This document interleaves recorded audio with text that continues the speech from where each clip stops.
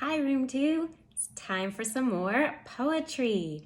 Okay, for our last lesson, we read the poem Speech Class and we talked about making inferences. To make an inference means that you are going to use clues from the text and ideas from your own mind, and you're going to put them together to think about something new, something that the author didn't state directly. When an author writes, they use words that will make you stop and think so that you can get their message, even when they don't say it directly. So we're going to practice making inferences again today. We're going to read the poem October Saturday. We're going to read it twice so we can really interact with the author's ideas. Our inferences today are going to be different. So when we read Speech Class, we were thinking about making an inference about the speaker's feelings. How did the speaker feel when they had to go to speech class? Today, we're going to use a different strategy. We're going to make sensory images. I'm going to say that again. Sensory images.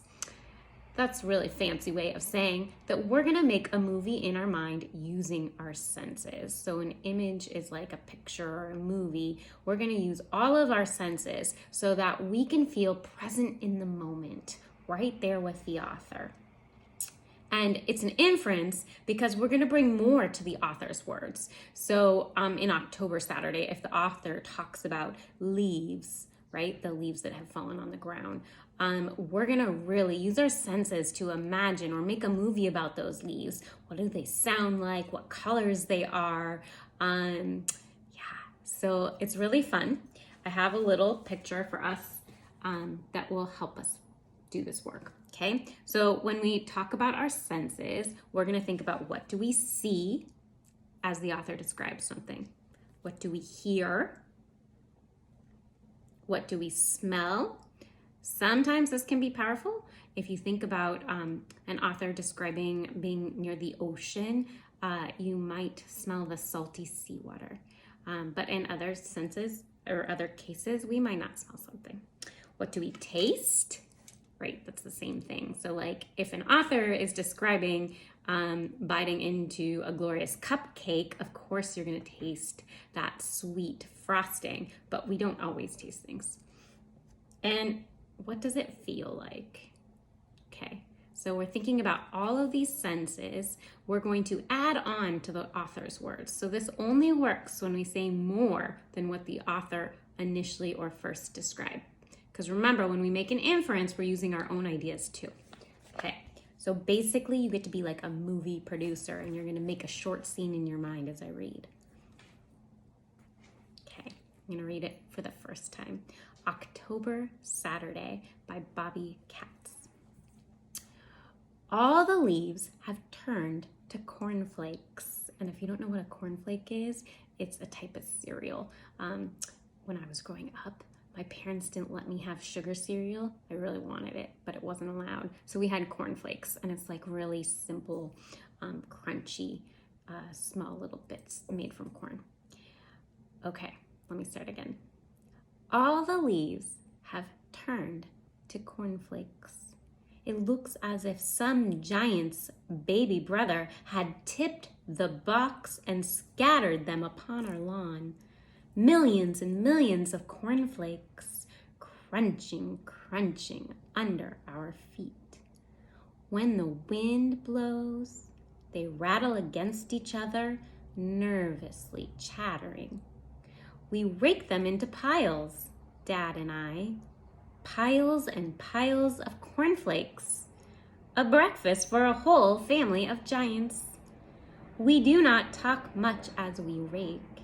A word here, a word there.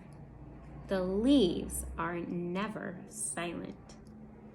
Inside the house, my mother is packing short-sleeved shirts and faded bathing suits.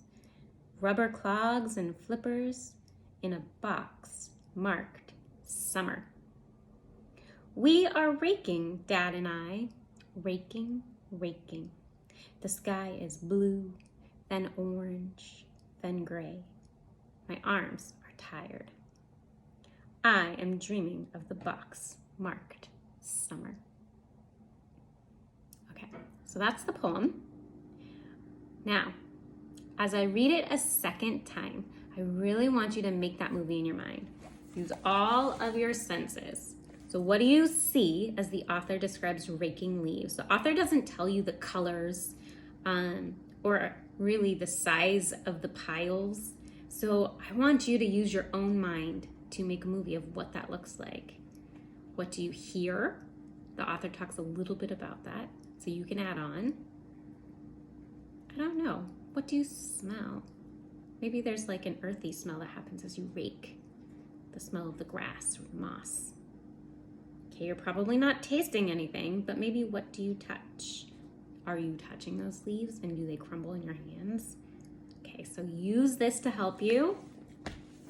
We're gonna pick out some clues in the text and make an inference.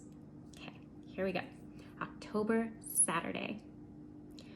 All the leaves have turned to cornflakes. It looks as if some giant's baby brother had tipped the box and scattered them upon our lawn, millions and millions of cornflakes, crunching, crunching under our feet. When the wind blows, they rattle against each other, nervously chattering. We rake them into piles, Dad and I, piles and piles of cornflakes. A breakfast for a whole family of giants. We do not talk much as we rake. A word here, a word there. The leaves are never silent. Inside the house, my mother is packing short-sleeved shirts and faded bathing suits, rubber clogs and flippers in a box marked summer. We are raking, Dad and I, raking, raking. The sky is blue, then orange, then gray. My arms are tired. I am dreaming of the box marked summer. Okay, I want you to think about something that stood out in your mind as I read the poem, or if you have a copy online. What sentences or text clues made you come up with a sensory image? I know when I read the part, we rake them into piles, Dad and I, piles and piles of cornflakes. That text clue made me really envision those leaves, and when I see them in my mind, I see brilliant colors, and cornflakes are kind of yellow and gold. So I'm imagining enormous piles of golden leaves that glitter in the sun.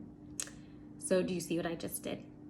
I took the author's words, piles and piles of cornflakes, and then I added my own ideas to it to make that inference and really be present in the poem. Those piles are glittering and gold in the sun. Let's see if I can think of another one.